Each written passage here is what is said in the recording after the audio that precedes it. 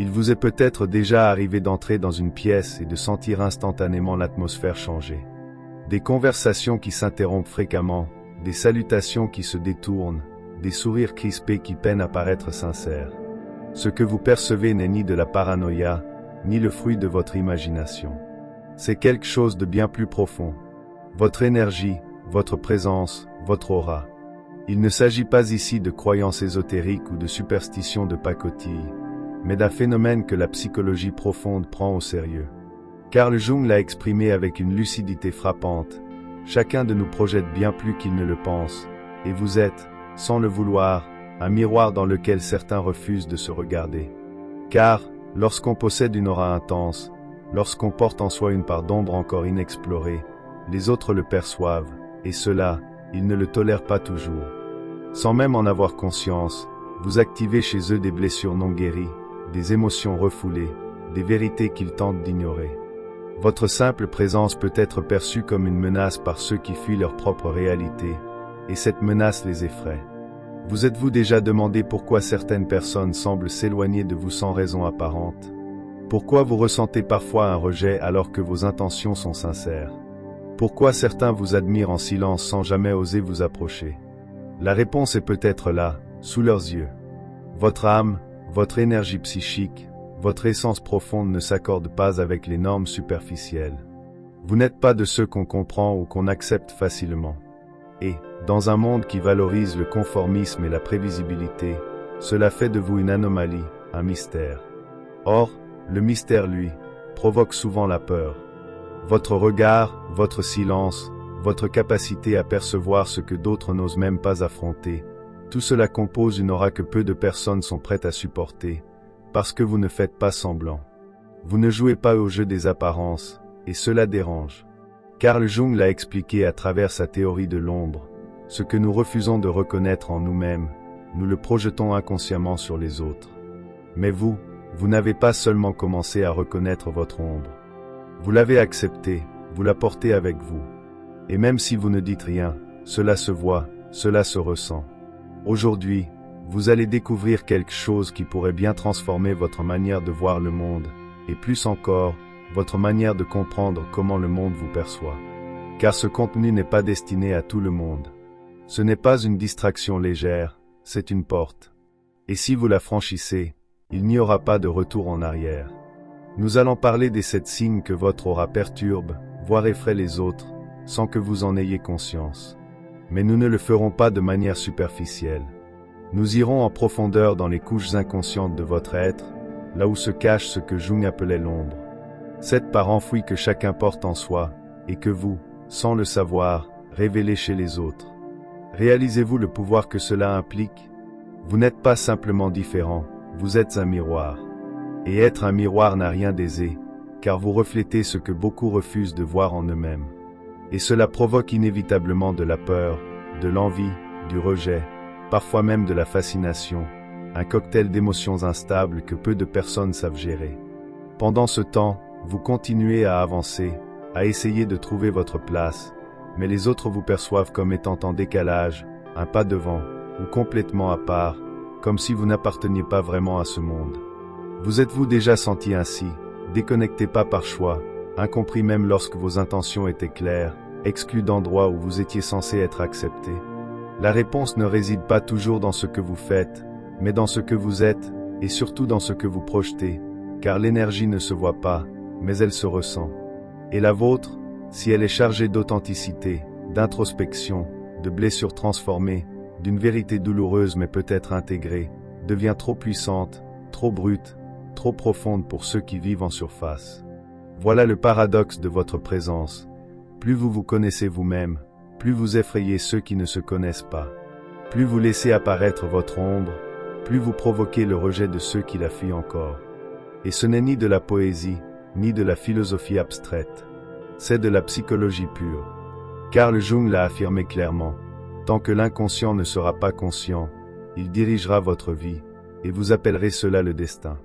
Eh bien, sans même le savoir, vous avez déjà rendu conscient ce que beaucoup continuent de refouler, et cela crée une tension.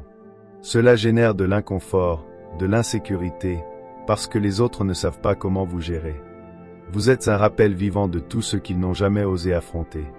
Ce n'est pas que vous soyez sombre, c'est que vous n'avez pas peur de votre propre obscurité, et cela, ça déstabilise. Dans un monde saturé de masques, vous marchez sans en porter, ou si vous en avez un, il est si finement posé que l'on peut voir au travers. Et que voit-on? Un esprit qui observe, une âme qui ressent plus qu'elle ne dit, un passé qui ne vous a pas détruit, mais qui vous a façonné. Et tout cela forme une énergie. Une énergie qui parle pour vous-même quand vous gardez le silence, une aura qui s'impose sans se présenter. Pas besoin d'élever la voix, votre simple présence dérange. Car, quand votre aura est intense, il suffit d'être là, de rester, de regarder, de ne pas dire ce que les autres attendent que vous disiez. Dans cette vidéo, vous allez découvrir les 7 signes les plus troublants, les plus subtils, les plus révélateurs, que votre énergie perturbe profondément ce qui vous entoure sans que vous le sachiez. Ce n'est ni de l'arrogance, ni de la vanité. C'est une réalité, une perception que peu comprennent. Nous allons démonter pièce par pièce le puzzle, car ce que vous êtes sur le point d'entendre pourrait bien contenir les réponses que vous cherchez depuis des années. Pourquoi vous excluons? Pourquoi vous évite-t-on?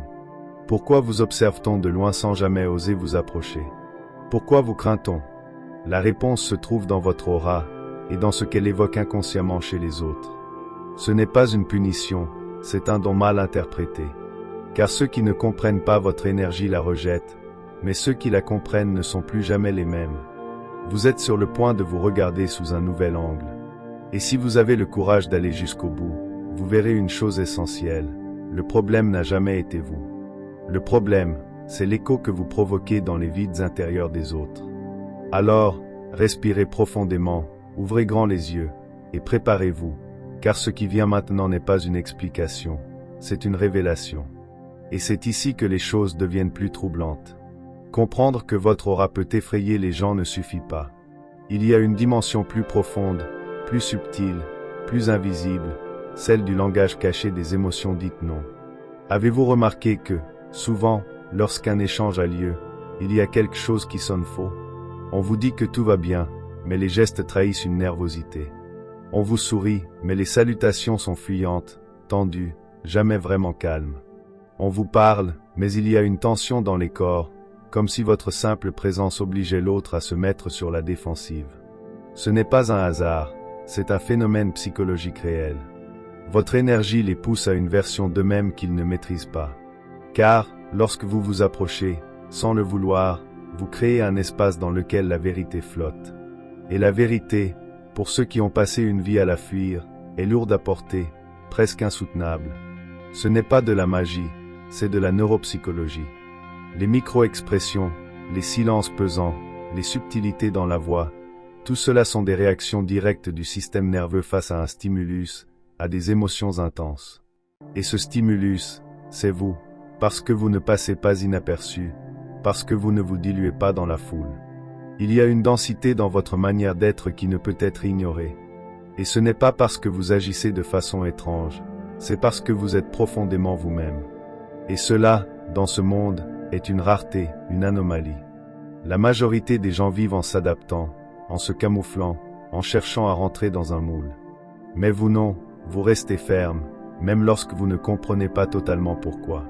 Et cette fermeté-là, ce refus silencieux de négocier avec votre authenticité, génère une sorte d'électricité invisible qui traverse les autres. Certains l'admirent, d'autres ne le supportent pas. Et c'est ici qu'entre en jeu un concept encore plus troublant, l'archétype du marginal illuminé.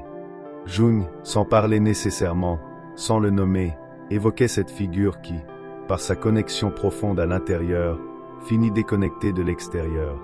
C'est celui qui voit plus loin, celui qui ressent plus fort, celui qui perçoit ce que les autres ne soupçonnent même pas. Mais cette clarté n'est pas sans prix. Plus vous voyez, moins vous pouvez faire semblant. Plus vous comprenez, plus la superficialité devient insupportable. Et c'est là que naît le conflit. Vous ne rentrez plus dans le moule, car vous avez arrêté d'adhérer au scénario collectif, et cela fait de vous une menace pour ceux qui jouent encore le rôle à la lettre. Vous ne les jugez pas, mais ils se sentent jugés. Vous ne les démasquez pas, mais ils se sentent mis à nu, car votre simple énergie fait vibrer leur masque. Et, lorsqu'un masque tremble, il révèle ce qu'il cache. Il y a quelque chose d'encore plus déconcertant, Votre aura ne fait pas que déranger. Elle attire. Elle attire en silence, parfois de manière presque douloureuse.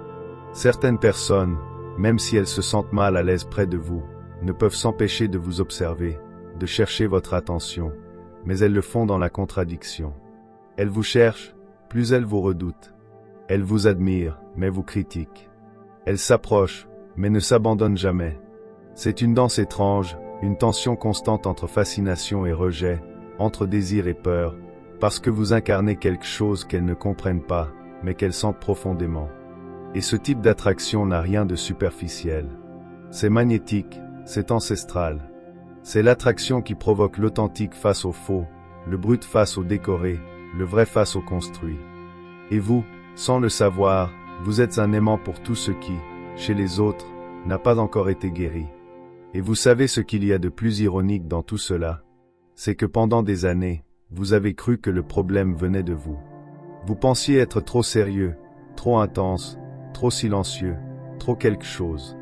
Alors vous avez essayé de vous ajuster, de vous adoucir, peut-être même, à un moment, de disparaître. Mais ça n'a pas marché, parce que ce n'est pas ce que vous faites, c'est ce que vous êtes, et ce que vous êtes ne peut pas s'éteindre. Ça ne peut qu'être accepté. Et le jour où vous commencez à l'accepter pleinement, vous allez comprendre quelque chose de brutalement libérateur. Vous n'avez pas besoin de changer votre énergie, vous avez besoin de comprendre sa mission, parce que vous n'êtes pas là pour vous fondre dans la masse. Vous êtes là pour rappeler, pour réveiller, pour être un point de rupture dans un monde endormi par le superficiel. Et ça, tout le monde ne le comprendra pas. Mais ceux qui le comprendront ne vous oublieront jamais. Et voici venir une vérité encore plus douloureuse. Vous savez qui vous êtes, non pas grâce à ce qu'on vous dit, mais grâce à ce que vous provoquez. Et si votre présence gêne, si votre silence parle plus fort que 1000 discours, si votre manière d'observer démonte les mensonges, alors vous n'êtes pas brisé, vous êtes éveillé, et l'éveil a un prix. La solitude en fait partie, l'incompréhension aussi. Mais viennent ensuite la clarté, la lucidité, et cette paix intérieure de ne plus avoir à faire semblant, de ne plus devoir entrer dans des cases trop étroites pour vous. Et cette paix-là n'a pas de prix. Mais attention, il y a un piège plus dangereux que tous les précédents, un piège qui vous attend juste après avoir découvert le pouvoir de votre aura. Commencez à jouer avec ce pouvoir pour contrôler les autres, manipuler, dominer, faire en sorte que les autres dépendent de votre présence, de votre validation. C'est le côté obscur du réveil, l'ego déguisé en illumination, l'ombre qui se fait passer pour la lumière. Et si vous tombez là-dedans, vous perdez tout. Car le véritable pouvoir de votre énergie ne réside pas dans la manière dont elle affecte les autres, mais dans celle dont elle vous transforme vous-même. Si vous n'utilisez pas cette intensité pour grandir, pour vous déployer, pour être plus libre, elle devient alors une prison. Une prison très belle, remplie d'admiration, de mystère, de respect, mais une prison tout de même. Vous n'êtes pas venu pour être admiré, mais pour être authentique, vivre depuis votre centre, être une force de transformation, non une idole, ni un mythe. La vraie question n'est donc pas pourquoi votre aura effraie, mais plutôt ce que vous allez faire de cet impact. Le monde n'a pas besoin de plus de personnes qui se camouflent. Il a besoin de présences vraies, avec leurs ombres intégrées, leurs vérités inconfortables, leurs cicatrices visibles. Seules ces personnes peuvent porter le poids de ce que Jung appelait l'individuation, ce processus de devenir pleinement soi-même, sans masque, sans filtre, sans peur. Et si vous regardez ceci, c'est que vous avez déjà commencé ce chemin. Le reste ne dépend que de vous. Mais, avant de refermer cette blessure que nous venons d'ouvrir ensemble, il y a quelque chose de plus, quelque chose que vous ne pourrez pas ignorer. Si vous êtes arrivé jusqu'ici, c'est que vous n'êtes pas comme les autres, et ce n'est pas de l'arrogance. C'est à la fois une condamnation et un privilège. Vous le ressentez, cette gêne qui s'installe dans votre poitrine quand vous savez que votre manière de voir le monde ne respecte plus les règles du jeu, que vous ne pouvez plus regarder, ni parler, ni même vous taire comme avant. Votre silence même, votre silence porte un poids que beaucoup ne supportent pas. Je vous le répète, ce n'est pas ce que vous faites, mais ce que vous dégagez. Et voici ce qui est le plus brutal, cette énergie que vous portez, qui vous a isolé tant de fois, qui a effrayé tant de gens sans que vous le vouliez. Ce n'est pas votre ennemi, c'est votre signe, votre carte, la boussole qui vous montre que vous n'êtes pas là pour plaire à tout le monde. Vous êtes ici pour rappeler au monde ce qu'il a oublié. Et cela se fait par l'inconfort, la solitude, les salutations étranges. Mais cela se récompense aussi par des moments de vérité pure, des connexions qui bouleversent tout, des rencontres où personne ne finit seul. Un jour, vous verrez, vous trouverez quelqu'un, ou plusieurs, qui ne seront pas effrayés par votre présence, qui ne fuiront pas votre intensité, qui ne vous jugeront pas quand vous restez silencieux, mais qui vous en seront reconnaissants. Alors vous comprendrez tout. Vous n'étiez pas trop, vous étiez exactement ce qu'il fallait, seulement au mauvais endroit. Et voilà votre tâche aujourd'hui, trouver les bons endroits, les bonnes personnes. Pour cela, vous n'avez pas besoin de vous adapter, mais de vous tenir fermement dans votre vérité, votre énergie, votre aura. Si quelque chose de tout cela a résonné en vous, si l'une de ces paroles a touché une partie de vous que personne d'autre ne touche, c'est parce que vous n'êtes pas seul. Nous sommes plus nombreux qu'il n'y paraît, plus nombreux à oser montrer notre ombre sans honte. Il y a bien plus de personnes qui ne veulent plus cacher ce qu'elles ressentent. Cet espace est justement fait pour cela, parler de ce qui dérange, de ce qui fait peur, de ce que l'on n'ose pas dire à voix haute. Je vous invite donc à rester, à vous abonner, à faire partie de cette communauté où ce n'est pas le superficiel qui est récompensé, mais l'authenticité. Et si vous êtes arrivé jusqu'ici dans la vidéo, je vous demande de me laisser une phrase en commentaire, mais pas n'importe laquelle.